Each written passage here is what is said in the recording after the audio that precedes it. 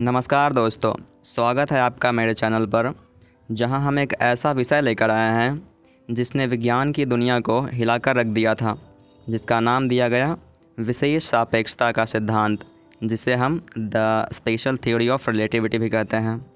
यह एक ऐसा सिद्धांत है जिसे 1905 में अल्बर्ट आइंस्टाइन द्वारा प्रस्तुत किया गया था और इसने हमारे समय, अंतरिक्ष और गति के बारे में सोचने का पूरा तरीका ही बदल दिया। आज हम इसे बहुत ही सरल और मज़ेदार तरीक़ों से समझने की कोशिश करेंगे। वीडियो के अंत तक आप जानेंगे कि क्यों समय और अंतरिक्ष आपके विचारों से कहीं ज़्यादा अजीब हैं। तो चलिए शुरू करते हैं। तो सबसे पहले आइए समझते हैं कि सापेक्षता का सिद्धांत क्या है। यह सिद्धांत इस बात पर आधारित है कि ब्रह्मांड में गति, समय और अंतरिक्ष एक व्यक्ति के दृष्टिकोण पर निर्भर करते हैं।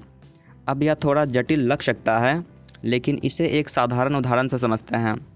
तो मान लीजिए आप एक कार में बैठे हैं जो 60 किलोमीटर प्रति घंटे की रफ्तार से चल रही है।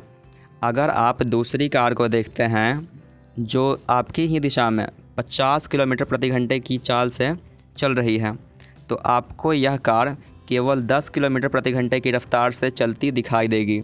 यह सापेक्षता है, यानी आपकी गति किसी और की गति के संदर्भ में अलग अलग महसूस हो सकती है, लेकिन आइंस्टाइन ने हमें दिखाया कि यह सापेक्षता सिर्फ गति तक सीमित नहीं है, यह समय और अंतरिक्ष पर भी लागू होती है। और अगर आपको ये अभी भी समझ में नहीं आया हो, तो चलिए मैं आपको एक अन्य उदाहरण देता हूँ। जब आप बस में यात्रा करते हैं और जब आपकी नज़र अन्य गाड़ियों पर पड़ती है, तो आपको कुछ पल के लिए ऐसा ज़रूर महसूस हुआ होगा कि इनकी गति काफ़ी धीमी है और कुछ की काफ़ी तेज़ है। अगर आपको ऐसा कभी महसूस हुआ हो तो आप मुझे कमेंट में बता सकते हैं। तो अब बात करते हैं इसमें आइंस्टाइन के सबसे बड़े योगदान का। उन्होंने कहा कि प्रकाश की गति हमेशा एक जैसी होती है, चाहे आप जिस गति से चल रहे हो। यह थोड़ा उलझाने वाला हो सकता है, लेकिन इसे ध्यान से समझिए। मान लीजिए आप एक बहुत तेज़ रॉकेट में बैठे हैं और आपकी प्रकाश की गति के करीब हैं। आपके लिए रॉकेट में सब कुछ सामान्य लगेगा, लेकिन अगर कोई बाहर से देखेगा तो उसे चीज़ें बहुत धीमी दिखाई देंगी। आखिर ऐसा क्यों? क्योंकि प्रकाश की गति हमेशा स्थिर रहती है। अगर आप प्रकाश की गति के करीब पहुंचते हैं तो समय आपके लिए धीमा हो जाता है।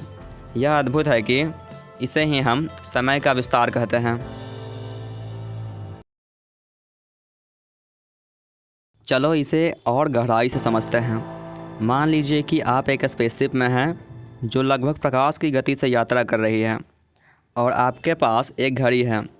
आपके लिए घड़ी सामान्य रूप से चल रही होगी, लेकिन अगर आपकी दोस्त जो पृथ्वी पर है आपकी घड़ी देखेगी तो उसे लगेगा कि आपकी घड़ी धीरे धीरे चल रही है।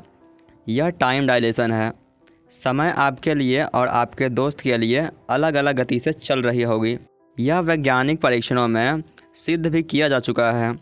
आपने सुना होगा कि अंतरिक्ष यात्री पृथ्वी पर रहने वाले की तुलना में थोड़ा कम उम्र के होते हैं, क्योंकि उनके लिए समय धीमी गति से बीतता है।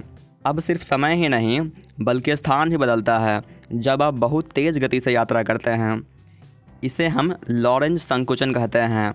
जब कोई वस्तु बहुत तेज़ गति से चलती है तो उसकी लंबाई उस दिशा में कम हो जाती है जिसमें वह यात्रा कर रही होती है। उदाहरण के लिए, अगर आप एक बहुत तेज़ ट्रेन में बैठे हैं तो आपको ऐसा महसूस नहीं होगा कि ट्रेन की लंबाई कम हो रही है, लेकिन एक बाहरी दर्शक के लिए जो ट्रेन को देख रहा होगा उसे लगेगा कि ट्रेन की लंबाई थोड़ी कम हो गई है। यह एक अद्भुत सिद्धांत है जो हमारी रोज़मर्रा की ज़िंदगी में अनुभव नहीं होता, लेकिन जब हम उच्च गति की बात करते हैं तो यह सच हो जाता है।